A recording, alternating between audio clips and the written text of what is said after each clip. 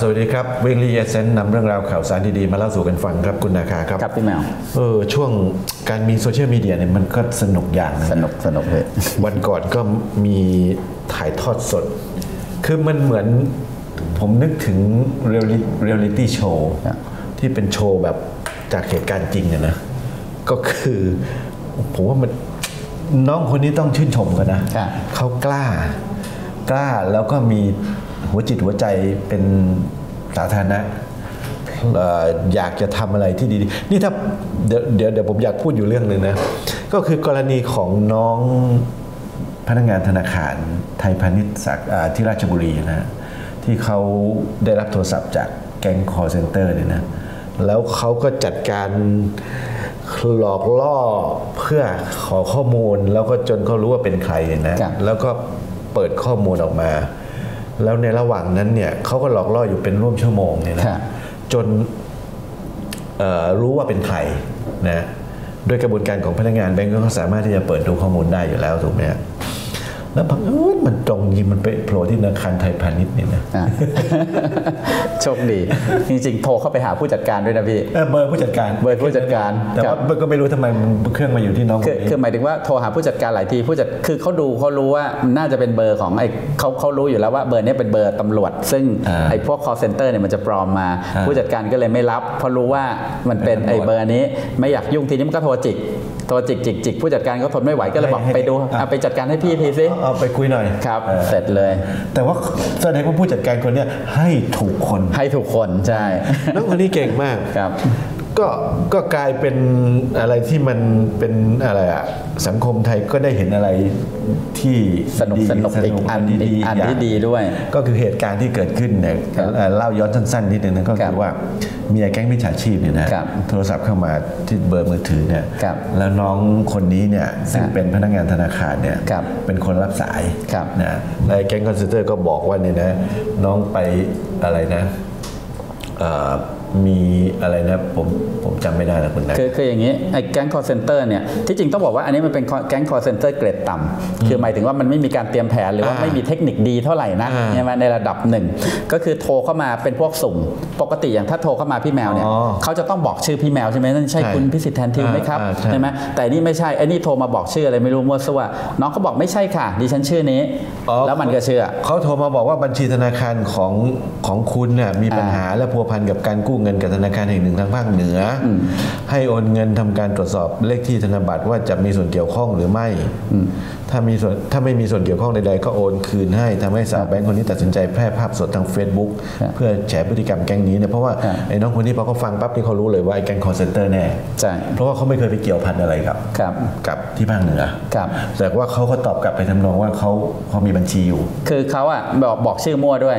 แล้วพอบอกชื่อมั่วบอกอะไรมั่วปุ๊บไอ้แก๊ง call center มันก็ยังตามเขาก็เลยรู้แล้วว่าแก๊ง call center แม่งมั่วแน่นอนคือหมายถึงว่าหลอกอะไรได้ในระดับหนึ่งทีนี้เขาก็เลยเล่นด้วยซึ่งตอนแรกเขาบอกว่าเขาต้องการแค่จะเล่นด้วยเฉยๆเหมือนกับว่าเล่นด้วยสักแป๊บนึงแล้วก็จะวางแต่พอไปหลังๆปุ๊บน้องเขามีความรู้สึกว่าเฮ้ยมันน่าจะไปจนถึงได้เลขที่บัญชีเลยนะเขาก็เลยทนคุยแล้วระหว่างนั้นเนี่ยก็เพื่อนเนี่ยก็ช่วยถ่ายไลฟ์สดให้ใช่ไหมใช่ไลฟ์สดให้เนี่ยแต่ผมเข้าใจว่าเพื่อพอมันมีเหตุการณ์แบบนี้เนี่ยคนที่ดูเนี่ยก็เริ่มแชร์กันไปใช่ไหมเริ่มแชร์กันไปก็คงจากกลุ่มเพื่อนก่อนหรือเปล่าแล้วก็เริ่มแชร์พอเริ่มกดไลค์กดแชร์เนี่ยนะมันก็กระจายออกไปแบบที่เขาเรียกว่าไวรัลเนี่ยนะฮะแพร่ระบาดออกไปตอนนั้นเขาบอกว่าคนดูเป็นน่าจะเป็นหลักแสนแล้วมั้งฮะหลักผมไม่แน่ใจแต่ว่าถ้าเป็นคลิปหลังจากนั้นเนี่ยพอมาคนดูเป็นล้านอ่ะเป็นล้านแล้วเราคิดว่าเป็นเยอะขนาดไหนแล้วก็น้องเขาบอกว่ามีตำรวจดูอยู่ด้วยผมไม่แน่ใจนะผมไม่แน่ใจเพราะในข้อมูลข่าวเนี่ยมันอาจจะไม่ละเอียดก็เป็นไปได้ว่าพนักงานแบงค์ที่อยู่ด้วยกันเนี่ยอาจจะโทรไปบอกตำรวจเพราะโดยทั่วไปธนาคารก็ต้องติดต่อกับตำรวจโดยธรรมชาติของงานอยู่แล้วเนี่ยนะตำรวจก็คงเข้ามาดูแล้วก็ตำรวจก็คงอาจจะมีการส่งกระจายเรื่องข่าวสารวันนี้ให้ตำรวจช่วยกันดูเนี่ยเพราะตอนนั้นยังไม่รู้ว่าเป็นใครอยู่ที่ไหน จนเมื่อน้องคนนี้เขาหลอกล่อไปกดที่ตู้ ATM นะเขาเดินไปกดที่ตู้ ATM ด้วยนะก็ถือโทรศัพท์ไปคนไล่ก็ไล่ตามไปเนี่ยไอ้น้องคนนี้ก็ไปกดที่ตู้ ATM ไอ้คนที่บอกหมายเลขก็กดตอนแรกไอ้คนนั้นมันบอกผิดหรือไงเนี่ยแล้วก็บอกใหม่พอกดแล้วมันไม่ได้ยินเสียงกดนะมันก็ถามว่ากดแล้วยังไอ้น้องคนนี้ก็กดตุ๊ดเสร็จแล้วหน้าจอตู้ ATM มันก็ขึ้นชื่อมาไอ้น้องคนนี้ก็ไอ้คนไลฟ์สดเนี่ยต้องชมไอ้คนที่ถ่ายไลฟ์สดด้วยนะเขาไม่ได้ถ่ายเองนะไม่ได้ถ่ายเองครับมีเพื่อนช่วยกันถ่ายผมว่าคือมันเก่งทั้ง 2-3 คนนั่นแหละที่อยู่ในกลุ่มนี้นะคือคนที่ไลฟ์สดเนี่ยเขาก็ไปโดยอัตโนมัตินะพอชื่อขึ้นเนี่ยเขาก็หันกล้องไปทางตู้ ATM เพื่อถ่ายให้เห็นชื่อของไอ้เจ้าของบัญชีอ่ะเต็มไอ้น้องคนนั้นก็อ่านชื่อแล้วก็ถามเขาเสร็จแล้วน้องคนนี้ก็เดินกลับมามาเช็คเคาน์เตอร์แล้วมาให้เพื่อนอีกคนนึงเช็คชื่อก็ขึ้นมาเลยชื่อนี้อยู่บ้านเลขที่เท่านี้ไอ้น้องคนนี้ก็ถามเลยใช่ไหมถ้าใครที่ดูจากคลิปแล้วเนี่ยเห็นว่าก็ถามว่าชื่อนี้ใช่ไหมบ้านอยู่เลขที่ไหมปกติทำงานก่อสร้างไม่ใช่เหรออะไรอย่างเงี้ยเพราะในนั้นก็จะคงจะมีอาชีพระบุอยู่ใช่พี่คือความน่ารักมันอยู่ตอนจบคลิปปกติเราจะเห็นคลิปแบบนี้ออกมาบ้างเวลาทะเลาะกันตอนหลังเราก็จะด่ามันก็จะด่าเรากลับต่างคนต่างตัดสายมันก็จะขู่เรามาแต่น้องพวกนี้น่ารักมากซึ่งผมมีความประทับใจมากคือตัวผมเนี่ยเป็นคนโดนหลอกบ่อย เกิดภายใต้ดาวฤกษ์หมูโดนดาวไถทับ เพราะฉะนั้นเนี่ย จะเ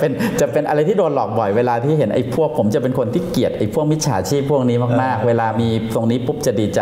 คือพวกเนี้ยตอนจบน้องเขาน่ารักมากน้องเขาบอกว่าขอบคุณที่ใช้บริการนะคะขอบคุณที่ให้ชื่อและที่อยู่บัญชีใช่ไหมไอ้มิจฉาชีพก็เหมือนไอ้พวกนี้มันก็จะยั่วส่วนตัวโดนจับได้มันก็จะพยายามแก้เกี้ยวเหมือนกับประมาณว่าแล้วมีอะไรจะบอกผมอีกไหมน้องเขาบอกอย่าไปทำอย่างนี้กับคนอื่นนะคะคือน้องเขาพูดแบบน่ารักเพราะฉะนั้นมันไม่มีจุดที่มันจะด่ากลับมาไงมันก็ตั้งหลักสุดท้ายมันวางสายทิ้งซึ่งปกติเนี่ยถ้าเป็นคนอื่นๆเนี่ยทะเลาะกันไปทะเลาะกันมามันก็จะด่ากันมาแล้วมันก็จะขู่เดี๋ยวคุณอะไรแน่แล้วมันก็วางไปคือพอเจอไปอย่างนี้ไม่รู้จะตอบยังไงใช่พี่แมวรู้ไหมไอ้พวกนี้เนี่ยจริงๆผมเป็นคนที่โดนไอ้พวกนี้โทรเข้ามาแล้วผมจะชอบมากเวลามันโทรเข้ามาผมว่าเฮ้ยมันโทรเข้ามาแล้วผมติดธุระอะไรอยู่ถ้าไม่สำคัญมากเนี่ยผมจะพยายามมาคุยกับมันแล้วทุกครั้งที่คุยกับมันเนี่ยมันจะจับเราได้ขนาดผมก็ว่าผมก็เป็นคนที่พยายามวางแต่เราไม่ได้เตรียมเอาไว้ก่อนไงว่าจะต้องคิดจนผมมีความคิดรู้สึกว่าเดี๋ยวผมจะต้องเตรียมบทเอาไว้ที่พวกนี้เข้ามาปุ๊บแล้วผมจะต้องให้ข้อมูลมันคือเราอยากได้แบบน้องเขาอะจะต้องบอกว่าเหมือนกับน้องเขาก็ไม่เก่งหรอกคุยไปได้ไม่ใช่นะเก่งนะปกติพวกนี้มันจับทางได้พอสักพักหนึ่งมันจะจับทางได้แล้วมันจะตัดสายเราทิ้งมันจะรู้ว่าเรารู้ละแล้วเราหลอกคุยกับมันอยู่พวกนี้มันจะรู้แต่น้องเขาคุยจนกระทั่งตีบทแตกเขามีร้องไห้มีเราทำกลัวนะร้องไห้เสร็จระหว่างร้องไห้หันมาแลบลิ้นกับเพื่อนเขาถามว่าทำไมต้องร้องไห้เขาบอกไม่ใช่อะไรหนูกำลังจะหัวเราะหนูก็เลยต้องรีบร้องไห้กบเกลื่อนทำเป็นร้องไห้แต่จริงๆตอนนั้นเขาจะหลุดหัวเราะเขาก็เลยร้องไห้กบเกลื่อนกลัวมันจะหลุดออกไปใช่แล้วเขาบอกว่าโชคดีมากเลยที่ไอ้มิจฉาชีพเนี่ยบอกเขาว่าเขาคุยนานไงคุยเป็นชั่วโมงแล้วแบตจะหมดหรือยังเขาดูแบตเหลือ 15% มันก็เลยบอกให้น้องเขาไปซื้อ power bank น้องเขาเลยรีบไปเอา power bank เสียบทันไม่งั้นถ้าแบตหมดก็ไม่ได้เบอร์โทรศัพท์กันมานี่มันฆ่าตัวเองจริงๆนะเนี่ยใช่มีเสียบ power bank แล้วเพื่อนๆก็ทำเป็นเหมือนว่ามาซื้อ power bank เพื่อนๆก็บอกเอารุ่นไหนดีคะเอารุ่นนี้ไหมเอารุ่นนี้ไหมคือเพื่อนๆเป็นแม่ค้าขาย power bank กันให้เลยต้องชมทั้งทีมนะทั้งทีมเก่งทั้งทีมนะทีมนี้เก่งทั้งทีมก็อะไรนะพอเวลาที่เสียบ power bank เสร็จก็มีเล่นบทด้วยว่าหนูต้องซื้อ power bank ได้พี่หนูไปเบิก power bank ได้ไหมไอ้นั่นก็งงสักพักหนึ่งได้น้องมาเบิก power bank ได้ตำรวจมีไปเบิก power bank ได้คือจริงๆเท่าที่ฟังดูเนี่ยผมคิดว่าไอ้นี่มันก็อาจจะเป็นมิจฉาชีพอาจจะสมัครเล่นนะมันคงไม่มือสมัครเล่นนะดูไอ้นี่เพราะว่าไอ้เจ้าเนี้ยมันไปหลายที่ละคนเจอไอ้แก๊งนี้กันหลายที่เพราะฉะนั้นมันก็มือนึงมันสันดานผู้ชายด้วยเห็นผู้หญิงมาชวนผู้หญิงร้องไห้ร้องไห้นู้นก็เลยเริ่มมีความเจ้าชู้ออกมาเลยใช่แต่ว่ามันพวกนี้มันจะมีเขาเรียกอะไรนะเวลาโทรเข้ามาครับพี่แมวมันจะมีระดับที่1 2 3 4 5เรียงกันไปคือตอนแรกเนี่ยทำเป็นเหมือนกับบางทีก็จะเป็นไปรษณีย์นะโทรมาบอกเนี่ยมีสินค้าส่งผิดอะไรอย่างเงี้ยพอตรวจดูข้างในบอกว่าเป็นสมุดบัญชีเป็นอะไรซึ่งเป็นอัน นตรายเราเลยจะต้องส่งเรื่องจะส่งต่อไปให้ตำรวจเนี่ยช่วยตรวจช่วยคุยต่อนะเขาก็จะตัดสายไปที่ตำรวจก็มารับสายพวกนี้เนี่ยถ้าเข้ามานะพี่แมวคือมีอยู่อันหนึ่งอยากจะฝากเอาไว้เลยถ้าสมมุติฝากได้ผมเลิฟมากๆเวลาที่น้องเขากระจายคลิปตรงนี้เข้าไปหรือคนจะได้ดูคลิปนี้เยอะๆคือจะได้รู้เทคนิคของมันหรือว่าจะได้บอกต่อกันได้ถ้ามันเกิดบอกว่าให้เอาเบอร์เนี้ยแล้วไปตรวจที่1133ว่าเป็นเบอร์ของตำรวจไหม1,000,000%มันคือแก๊งคอลเซ็นเตอร์อันนี้ผมบอกจุดสังเกตไว้เลยนะตำรวจจริงๆเขาไม่ต้องมาให้เขาไม่ต้องมาให้ตรวจสอบอะไรอย่างนี้หรอกจริงๆเขาเชื่ออยู่แล้วเขาเป็นตำรวจนะใช่คุณไม่ต้องผมไม่ต้องให้ใครมาตรวจสอบผมว่าผมเป็นตำรวจหรือเปล่าดังนั้นหมาที่ไหนเนี่ยมันให้เราตรวจสอบเนี่ยมันคือแก๊งคอลเซ็นเตอร์หมาที่นี่แหละไอหมาที่นี่แหละที่ไหนมันให้ตรวจสอบทำไมต้องตรวจสอบตำรวจเขาคือตำรวจไงไอ้นี่ถ้าเกิดพอเปิดก็มาปุ๊บใช่เหมือนกับต้องการพิสูจน์อยากรู้ก็ตรวจสอบไปสิใช่ขอโทษนะพี่อินส่วนตัวเกลียดมันจริงๆเลยไอ้พวกนี้เนี่ยผมก็เกลียดมันทุกคนเลยเกลียดมันทุกคนนะแล้วมันมีจุดหนึ่งที่ผมว่าเร็วมากพวกนี้คือน้องเขาก็เล่นบทน่าสงสารนะน้องเขาบอกว่าพอถามเรื่องเงินเนี่ยมีอยู่ 200,000 กว่าค่ะในเล่มนี้เนี่ยมันเป็นเงินทั้งชีวิตของหนูเลยนะพี่แก๊งคอลเซ็นเตอร์มันก็เงียบพังเงินก็บอกไม่เป็นไรครับไม่เป็นไรคือผมว่าคนพวกนี้จิตใจมันคือมันเป็นมิจฉาชีพแหละเนาะก็อย่างที่ว่าถ้ามันไม่เลวมันคงไม่เป็นมิจฉาชีพแต่ว่าจิตใจพวกมันเนี่ยมันแย่มากคือเขาเรียกว่าเงินที่มันเอาไปใช้ซึ่งแน่นอนมันก็เอาไปใช้ในการประกอบอะไรที่มันไม่ดีต่อเนี่ยแต่บางทีมันเป็นเงินของคนอื่นทั้งชีวิตไงแล้วมันก็หลอกหรือว่ามันก็ทำเวลาคนโดนหลอกพวกนี้นะพี่มันจะเจ็บใจกว่าโดนปล้นอีกนะนึกออกไหมคือเหมือนก็ประมาณว่าคือโดนปล้นเจ็บใจว่ามันทำแต่การโดนหลอกแบบนี้มันเจ็บใจตัวเราเองด้วยให้โง่แท้วะอะไรอย่างเงี้ยใช่ไหมฮะเพราะฉะนั้นตรงนี้เนี่ยมันจะสร้างแผลในใจคนเยอะมากเพราะฉะนั้นไอ้คนพวกนี้อย่างกรณีตรงนี้เนี่ยพอโดนจับเนี่ยปรากฏว่ามันก็บอกว่าเป็นคนเปิดคือถ้าจับคือมันมีเอาเฉพาะเคสนี้ละกันแต่ก็ไม่แน่ใจต้องให้ทางตำรวจท่านสืบสวนมันบอกว่ารับจ้างเปิดบัญชีแต่ว่าตอนหลังที่เวลาน้องเขาถามเข้าไปบอกชื่อนี้ใช่ไหมคะมันก็นิ่งไปอยู่พักหนึ่งครับอยู่จังหวัดนี้ใช่ไหมคะมันก็ครับแล้วเวลาที่ให้สัมภาษณ์เนี่ยเสียงมันจะเหมือนกับไอ้คนสุดท้ายมากคือเสียงไอ้คนรับจ้างเปิดบัญชีการพูดลงท้ายด้วยเนาะอะไรประมาณอย่างเงี้ยก็จะเหมือนกันหมดเสียงที่คุยทางโทรศัพท์นะซึ่งผมว่าเดี๋ยวตำรวจเขาคงตรวจเองแหละแต่ถึงรับจ้างเปิดบัญชีก็ต้องจับซึ่งมีความผิดก็ต้องจับคือรับจ้างเปิดบัญชีเพราะว่าคนเราปกติเนี่ยด้วยสามัญสำนึกเนี่ยอยู่ๆให้คนไปจ้างเปิดบัญชีต่อให้1,000เนี่ยโดยไม่รู้จักเขาเนี่ยแล้วไปเปิดบัญชีให้เขาเนี่ยมันก็ควรจะรู้แล้วว่ากระทำความผิดอะไรแน่นอนถ้าไม่รู้ก็โดนจับซะก็เถอะแล้วจริงๆไอ้คนที่ไปถูกจับที่ลำปางไอ้ชื่อนี้นะเป็นช่างอู่ซ่อมรถเหรอฮะช่างอู่ซ่อมรถเป็นก่อสร้างฮะรู้สึกว่าจะเป็นก่อสร้างใช่แต่ว่าฟังจากเสียงเนี่ยกับไอ้คนสุดท้ายเนี่ยคนเวลาฟังเสียงตอนให้สัมภาษณ์เนี่ยคนบอกเฮ้ยเป็นคนเดียวกันแต่อันนี้ก็ให้เป็นหน้าที่ตำรวจไปแต่ถึงแม้จะเป็นคนรับจ้างเปิดบัญชีก็ต้องจับแล้วก็ต้องให้คนที่รับจ้างเปิดบัญชีต่างๆเนี่ยต้องรู้ว่าโดนจับนะพวกมิจฉาชีพเนี่ยมีแนวทางในการที่จะหลอกแบบนี้อยู่เยอะช่วงหลังเนี่ยจะเป็นพวกอะไรนะใช้ไอ้พวกการโอนเงินผ่านระหว่างประเทศใช่ไหมไอ้การใช้ไปหลอกให้คนไปเปิดบัญชีหรือว่าไปหลอกบัญชีว่าจะโอนเงินอันนี้มาให้พวกนี้มันสลับกันเก่งมากเลยนะพี่มันมีเทคนิคเยอะเงินโอนเข้ามาแต่ว่าต้องไปเอาเงินออกมาจากประมาณนั้นหน่วยงานบางอย่างต้องเสียภาษีก่อนจะไปเอาออกมาได้ก็ให้โอนเงินเสียภาษีมาหรือบางคนก็บอกว่าอะไรเนี่ยมีสินค้าทางไปรษณีย์ใช่ไหมฮะโอนเงินเกินขอโทษทีโอนเงินเกินช่วยโอนเงินคืนมาให้ผมหน่อยสิอะไรอย่างเงี้ยมันก็จะมีเทคนิคพวกนี้อยู่เยอะมากมันเป็นเรื่องที่ไม่น่าจะเกี่ยวกับเราเนี่ยนะพวกนี้ต้องบอกอย่างนี้พี่สังเกตอย่างหนึ่งพวกนี้จะต้องลดลงเรื่อยๆเพราะเดี๋ยวนี้เนี่ยถ้าเป็นแต่ก่อนทำแบบนี้เนี่ยมันจะนานมากกว่าคนจะรู้อันเนี้ยมันหมดทางหากินแล้วต่อไปมันโทรไปสิโดนคนก็เล่นอย่างนี้หมดอ่ะยิ่งมาเจอน้องสาวแบงค์นี่นะทำออกมาอย่างนี้เนี่ยนะคนยิ่งตื่นตัวกันใหญ่เลยเพราะว่าปกติถ้าเป็นข่าวธรรมดาเนี่ยนะคนบางทีก็ไม่ค่อยตามข่าวแต่พอแบบนี้คนดูเยอะให้คนดูกันเป็นล้านเนี่ยนะชาวบ้านอะไรก็ดูกันหมดเลยเพราะมันเป็นเรื่องที่แบบเฮ้ยตื่นเต้นเฮ้ยเป็นเรื่องแบบอะไรคือมันชวนติดตามอ่ะผมว่าต้องขอบคุณน้องคนนี้มากๆเลยเพราะว่าทั้งกล้าทั้งแบบทั้งไหวพริบดีเนี่ยนะแล้วก็มีจิตใจดีอยากจะเผยแพร่ตรงนี้อยากจะเผยแพร่เพราะว่าน้องเขาบอกว่าที่ทำไปเนี่ยเพราะว่าเขามาคิดดูแล้วว่าคือถ้าไม่ทำแบบนี้เนี่ยไอ้คนเนี่ยมันคงจะเป็นหลอกคนอีกเยอะใช่ครับผมว่าจากกรณีนี้เนี่ยนะเห็นบอกว่ามีอะไรนะมีคนออกมาด่าเยอะมีคนไม่ใช่มาด่าเยอะส่วนหนึ่งมาด่าน้องคนนี้ครับ หรือว่ามีทนายอยู่ใช่ไหมมีทนายอยู่นะครับจริงๆมีทนาย2 คนเดี๋ยวน้องไม่ต้องเสียกำลังใจคนเชียร์เยอะมากมีคือกรณีของทนายรณรงค์แก้วเพชรนะท่านออกมาบอกว่าแบบนี้เนี่ยมันก็เหมือนกับการเอาข้อมูลเอาง่ายๆเหมือนกับการเอาข้อมูลไปให้พวกแก๊งคอลเซ็นเตอร์หรือว่าเอามาเปิดเผยเนี่ยคุณเท่ากับคุณเปิดเผยผ่านทางโซเชียลใช่มีที่เขาสัมภาษณ์มี2ท่านมีทนายเกิดผลแก้วเกิดซึ่งทนายเกิดผลก็บอกว่าในกรณีนี้เนี่ยถือว่าขาดเจตนาคือไม่ได้มีเจตนาในการจะใช้ในทางที่ไม่ถูกต้องใช่ไหม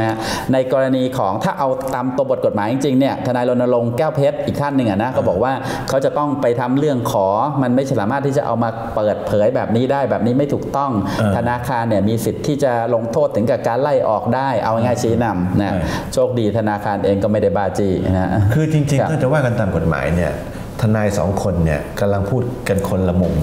มกฎหมายเนี่ยมันระบุไว้ชัดเจนว่าธนาคารห้ามเปิดเผยข้อมูลของลูกค้าเพราะเป็นความลับของลูกค้าใช่ถ้าจะเปิดนี่ต้องเป็นอำนาจของศาลสั่งมานะแต่มันมีข้อยกเว้นอยู่ในกฎหมายในมาตราเดียวกันเนี่ยมันจะมีข้อยกเว้นแต่ผมจำภาษาไม่ได้นะคือสามารถที่จะเปิดเผยได้ในกรณีบางกรณีนะฮะแต่ถ้าเป็นกรณีปกติต้องใช้อำนาจศาลแต่ว่ากรณีบางกรณีเนี่ยในมาตราที่ผมดูเนี่ยไม่ได้ระบุว่าต้องใช้อำนาจศาลน่าจะต้องใช้อำนาจศาลเหมือนกันนะคืออย่างกรณีนี้ต้องเป็นผมถือว่าเป็นดุลยพินิจแหละเราดูแต่ต้นเราต้องรู้แล้วว่ามันไม่มีไม่เป็นเรื่องของเจตนาใช่ในการที่จะมาเปิดเผยมันน่าจะไปเข้าข่ายในมาตราอื่นหรือเปล่าหรือในมาตรานี้ที่บอกว่าเปิดเผยได้บ้างในบางกรณีเนี่ยนะทีนี้ก็ต้องไปดูกฎหมายกันละเอียดอีกทีนึงเพราะเราไม่ได้เอากฎหมายมาดูกันแบบละเอียดนะแต่ข้อมูลความลับของลูกค้าเนี่ยเอาง่ายๆอย่างเงี้ยมีทั้งห้ามเปิดเผยเพราะเป็นความลับของลูกค้ากับมีกรณีที่เปิดเผยได้แต่กรณีแบบนี้ต้องเป็นกรณีพิเศษจริงๆครับใช่คือเอาถ้าว่าตามกฎหมายผมว่าก็ถูกอย่างที่ทนายรณรงค์แก้วเพชรว่าไว้แต่ถ้าพูดถึงในกรณีตรงนี้เนี่ยผมมองว่าสังคมไม่มีใครตำหนิน้องเขาหรอกแต่โดยสถานการณ์นี้โดยสถานการณ์ใช่แล้วไอ้คนที่เป็นเจ้าของบัญชีเนี่ยกำลังประพฤติผิดคิดชั่วเนี่ยนะมันก็สังคมคือมองในทางสังคมนะไม่ต้องไปมองในแง่กฎหมายเนี่ยมองในแง่ประโยชน์ของสังคมณเดี๋ยวนั้นเดี๋ยวนี้และในอนาคตด้วยเนี่ยน้องก็ทำดีที่สุดแล้วใช่คือเอามาสัมภาษณ์ด้วยกันทนายเกิดผลแก้วเกิดก็เลยบอกว่าโอ้ถ้าน้องเกิดจะต้องโดนฟ้องหรือน้องต้องโดนอะไรจริงๆเนี่ยผมจะเป็นทนายให้น้องเขาเลยนะคนก็เลยยุบอกว่าไหนสัมภาษณ์ด้วยกันเนี่ยถ้าสมมติว่าน้องเขาโดนฟ้องเนี่ยทนายรณรงค์ก็ไปเป็นทนายให้แก๊งคอลเซ็นเตอร์เขาด้วยเลยครับแล้วถ้าน้องเขาโดนฟ้องจริงๆตำรวจทำสำนวนให้มันหลวมๆหน่อยแล้วกันนะใช่โอ้นี่เราพูดไม่ดีป่ะระดมเงินช่วยได้อย่างนี้ระดมเงินช่วยคุณให้คุณมาร์คพิทมูมาระดมอีกรอบนึงมาร์คอย่าไปยุ่งคนอื่นมาไปยุ่งเดี๋ยวเล่นให้อีกแต่จริงๆทนายรณรงค์เนี่ยคือบุคลิกของทนายเกิดผลจริงๆผมก็มองว่าอันนี้คือเจตนาดีในเชิงของเขาเรียกอะไรนะเชิงกฎหมายก็แล้วกันแต่ทนายรณรงค์ท่านเป็นคนแข็งท่านเป็นคนแข็งแล้วพูดอะไรผ่าซากหรือว่าเอาอะไรตามตัวบทกฎหมายอยู่แล้วแต่ผมมองว่าในบางกรณีตรงนี้เนี่ยท่านก็ต้องระวังเพราะว่าอยู่ๆมาพูดแล้วกระแสสังคมเขาจะมองยังไงใช่ไหมมองว่าท่านกำลังจะบอกว่าถ้าเกิดเคสนี้อีกคราวถัดไปเนี่ยอย่าเอาคือพูดง่ายว่าอย่าทำอย่างนี้อีกอย่ามาโจมตีพวกกับ call center คนก็จะไม่กล้าที่จะมีการที่จะทำตรงจุดนี้คือผมมองว่าจุดนี้เนี่ยสิ่งที่ทำเนี่ยเป็นจุดที่ดีเพราะว่ากระจายไปดูล้านคนใช่ไหมครับเท่ากับมี1 ล้านคนตอนนี้ที่จะรอดจากการเป็นเหยื่อของไอ้แก๊ง call center ในลักษณะอย่างนี้แล้วคนก็จะดูเพิ่มมากขึ้นเรื่อยๆเนี่ยนะถูกต้องมันจะได้ทำให้คนตื่นตัวนะเพราะว่าที่ผ่านมาเนี่ยแม้กระทั่งจะเป็นข่าวมากี่หนต่อกี่หนนี่นะคนก็ยังถูกหลอกเพราะไม่เคยติดตามข่าวสารเลยใช่แต่น้องเหตุการณ์ที่น้องคนนี้ทำขึ้นมาเนี่ยนะมันทำให้เกิดการรับรู้เรื่องข่าวสารของไอ้ความชั่วช้าของไอ้พวกแก๊งคอลเซ็นเตอร์เนี่ยในวงกว้างมากในทันทีด้วยแล้วอย่างตื่นตัวเพราะมันเป็นการนำเสนออย่างมีชีวิตชีวาผ่านไลฟ์ถ่ายทอดสดน่ารักนะน้องมันน่ารักแล้วน้องก็เก่งเลยทั้งทีมเลยนะชมทั้งทีมเลยนะก็ทำงานได้เข้าขากันมากและน้องคนนี้ก็น่ารักนะน่ารักตรงตอนที่ก็แลบลิ้นด้วยมีกำลังแบบร้องไห้อยู่หันมารับลิ้นในกล้องร้องไห้ด้วยนะร้องไห้แล้วหันมาแลบลิ้นด้วยนะคือคอลเซ็นเตอร์ไอ้แก๊งนั้นอ่ะเวลามาดูมันคงเจ็บใจตัวเองนะคือโดนต้มแล้วสุกเลยอ่ะคือต้มคนอื่นมาตลอดอ่ะหลังจากนั้นมันคงไปดูนั่นแหละเจ็บใจมากชอบตรงนี้แหละต้มแล้วอะไรรู้ไหมฮะอะไรนะทางธนาคาร ทางธนาคารเขาก็ออกมาบอกพูดบอกว่าคือเอาง่ายๆเขาพูดจากประเด็นที่ทนายพูดอ่ะเขาก็บอกว่าในกรณีประเด็นน้องเนี่ยธนาคารถือว่าน้องมีความกล้าหาญแล้วก็เป็นการช่วยเหลือสังคมธนาคารไม่เอาผิดแล้วก็จะพูดง่ายๆว่าทำการเขาเรียกอะไรนะชื่นชมทำการทำการจดหมายเหรอเขาเหมือนกับคือพูดง่ายว่าจะมีการทำให้มันเป็นทางการไปเลยในการที่จะหมายความว่าจัดงานชื่นชมให้น้องเขาเป็นภายในครับเป็นการประกาศให้ทุกคนรู้ว่าน้องเขาได้ทำอะไรที่กล้าหาญเขาบอกเขาไม่คิดหรอกว่าลักษณะอย่างนี้เนี่ยคือเขาต้องแยกแยะว่าเป็นการทำเพราะอะไรต้องดูที่วัตถุประสงค์อันนี้เป็นเจตนาเพราะฉะนั้นอันนี้ไม่เกี่ยวกับเรื่องกฎหมายแต่เกี่ยวกับธนาคารคือผมว่าถ้าธนาคารไปทำอะไรน้องเขานะถือว่าเสียมากอันนี้น้องเขาทำชื่อเสียงให้ธนาคารเยอะมากครับคือน้องก็ไม่ได้มีเจตนาไม่ดีใช่ถ้าธนาคารเกิดบ้าจี้ไปไล่น้องเขาออกเลยนะผมว่าคนลุมกระทืบธนาคารกันกระจุยแน่เพียบแน่ตอนผมคนหนึ่งด้วยผมจะกระทืบตอนนี้คนที่โดนเนี่ยตอนนี้คือทนายอยู่คนเดียวตอนนี้ที่โดนอยู่ใช่คือธนาคารมาพูดงี้ปุ๊บก็เหมือนกับมาพูดให้ทนายฟังโดยตรงใช่ไหมธนาคารบอกว่ากลัวแค่อย่างเดียวเองซึ่งเราก็กลัวว่าน้องเนี่ยเห็นหน้าตอนนี้เห็นหน้าเขาเปิดตัวเลยเขาเปิดตัวแล้วก็คือคนรู้อะไรหมดตรงนี้เนี่ยคงแค่ความปลอดภัยของน้องเขาใช่ไหมซึ่งผมว่าอันนี้ก็น่าจะต้องมีมาตรการหรือก็ไม่ประมาทเอาไว้ก่อนนะเพราะอย่างนี้ผมมองว่าไม่ใช่แก๊งนี้หรอกก็คืออาจจะเป็นแก๊งอื่นๆก็ได้ที่มันมองว่าจะทำมาหากินยากมันก็ไม่อยากจะวันหลังให้คนมาเปิดโปงแบบนี้อีกมันก็ถ้าสมมุติว่ามันเกิดทำอะไรขึ้นมาได้ปุ๊บเนี่ยก็จะทำให้คนกังวลใจหรือกลัวมากขึ้นเพราะฉะนั้นผมคิดว่าอันนี้เราเองในฝั่งที่อยู่ทางฝั่งสว่างหรือธนาคารเองเนี่ยก็น่าจะมีมาตรการอะไรที่จะช่วยอำนวยความปลอดภัยหรือเราก็อยากจะติดตามว่าเนี่ยน้องเขายังอยู่ยังปลอดภัยดีอยู่ยังอะไรไหมใช่ไหมฮะซึ่งผมมองว่าน้องเขาอาจจะเป็นคนดังไปแล้วทางตำรวจเองอาจจะมีสิทธิพิเศษตรงคนนี้ต้องเอาไปเป็นนักสืบธนาคารไล่ออกที่พี่แมวบอกตำรวจรีบมาเชิญตัวไปเลยถ้าถึงธนาคารไม่ไล่ออกนะผมว่างานนี้เนี่ยนะถ้าผมเป็นผบ.ตร.เนี่ยนะผมส่งตำรวจไปหาน้องกันเลยนะแล้วไปเชิญน้องเข้ามาพบแล้วก็ถามว่าอยากเป็นตำรวจไหมเดี๋ยวจะจัดการให้เพราะว่ารู้สึกมันจะมีกฎหมายบางอย่างที่สามารถรับคนภายนอกเข้ามาเป็นตำรวจได้ใช่เป็นอำนาจของผมไม่แน่ใจเป็นอำนาจของผบ.ตร.หรือเป็นอำนาจของใครเนี่ยผมว่ารับน้องคนนี้เข้าไปเป็นตำรวจอ่ะเก่งกว่าตำรวจหลายคนอีกนะผมว่าสืบสวนสอบสวนดีมากถ้าเอาไปทั้ง3คนอ่ะทั้งทีมอ่ะครับถ้าเปิดกับตำรวจไม่จ้างที่ไหนไม่จ้างผมจะให้น้องเข้ามารับน้องเข้ามาช่วยดูเกี่ยวกับอาหารเสริมปลอมมาสืบสวนสอบสวนเกี่ยวกับอาหารเสริมปลอมอาหารเสริมใส่ยานี่แหละพี่คนนี้ไม่ต้องกลัวตกงานคนจองตัวไว้เยอะแต่น้องก็น่าไปเป็นตำรวจนะน่าไปเป็นตำรวจคือไหวพริบดีแล้วอย่างที่ผมบอกว่ามันไม่ง่ายหรอกคือทุกคนลองคุยสิไอ้พวกเนี้ยมันมีสัญชาตญาณมันรู้ตัวเมื่อไหร่ปุ๊บมันทันทีเนี่ยมันจะต้องตัดสายลงคือที่คนชอบอยู่อย่างนึงนะคือเขาสงสัยเขารู้ว่าเฮ้ยไอ้นี่มันแก๊งหลอกลวงนี่หว่าอะไรเงี้ยนะเขาไม่ได้เป็นแบบถามทื่อๆนะเขามีลูกล่อลูกชนมีลูกเล่นวิธีการที่จะทำให้ไอ้อีกฝ่ายหนึ่งตายใจอ่ะแล้วหลงเข้ามาอยู่ในกลของเขาอ่ะอันเนี้ยครับ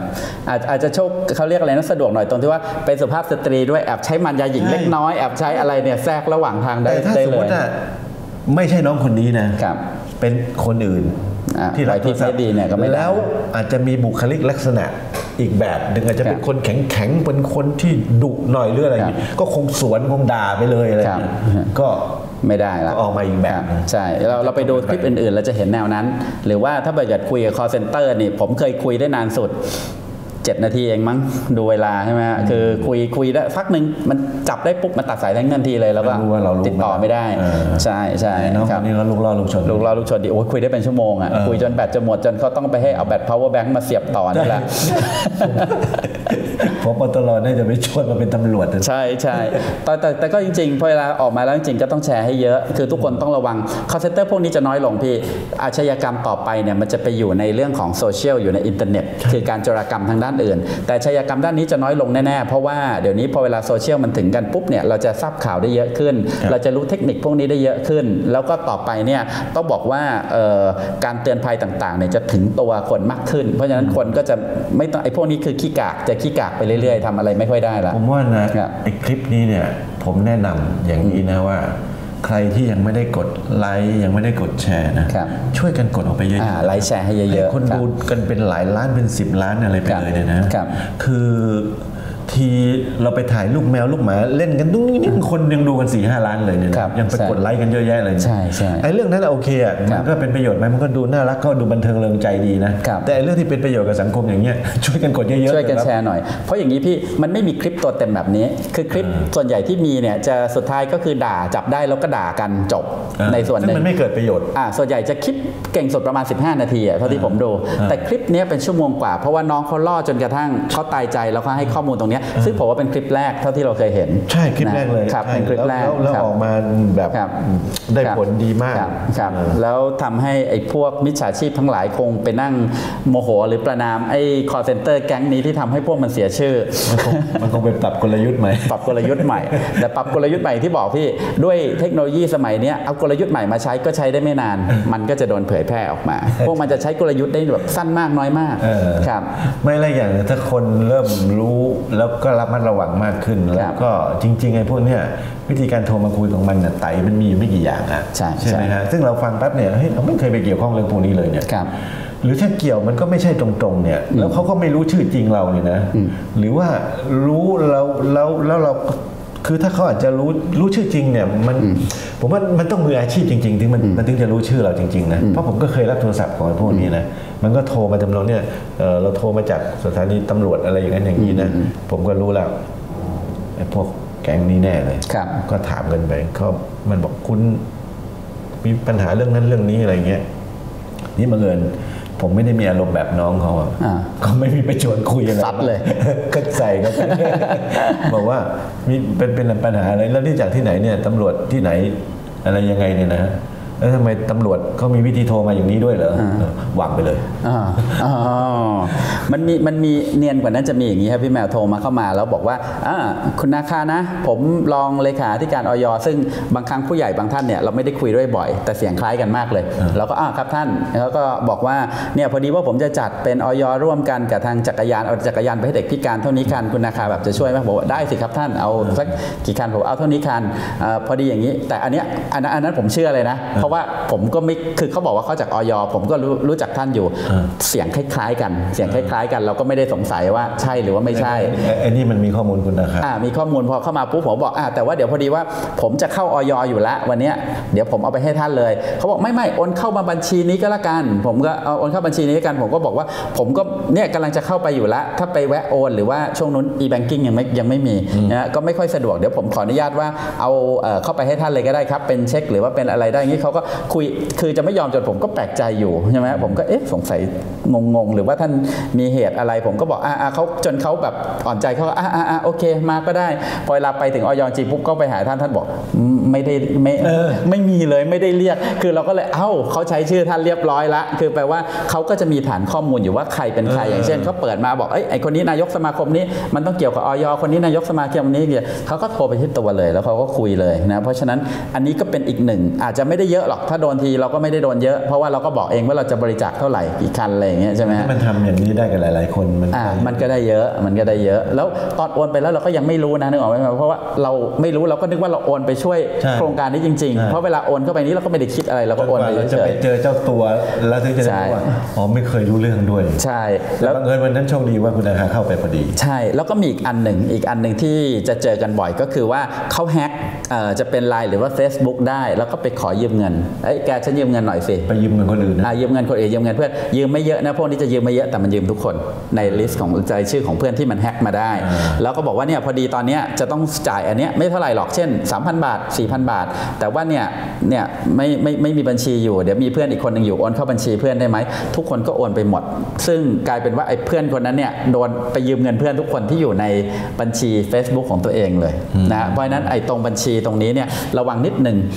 สังเกตง่ายๆว่าถ้ามีคนพยายามจะแฮ็กเราเนี่ยมันก็จะมีพวกสัญญาณอาจจะเข้ามือถือว่าจะขอไอ้ตัวพินอะไรเงี้ยใส่รหัส4 หลักอยู่ๆเด้งขึ้นมาบ่อยๆเนี่ยเราก็ต้องพยายามเปลี่ยนเลยต้องรู้แล้วว่ามันมีคนพยายามอยากจะแฮ็กของเรานะเพราะว่าแบบนี้ปุ๊บคนเห็นเงินไม่เท่าไหร่แล้วเป็นเพื่อนเขายืมมาเขาก็จะใช้ศัพท์ง่ายๆเช่นแกขอยืมอันนี้หน่อยสิอะไรอย่างเงี้ยใช่ไหมเขาก็จะนึกเป็นศัพท์ที่น่าจะใช้กลางๆเนี่ยพอดีว่าจะมาตรงเนี้ยด่วนนิดนึงเดี๋ยวพรุ่งนี้เช้าใช้ให้ไม่คิดอะไรเราก็โอนเข้าไป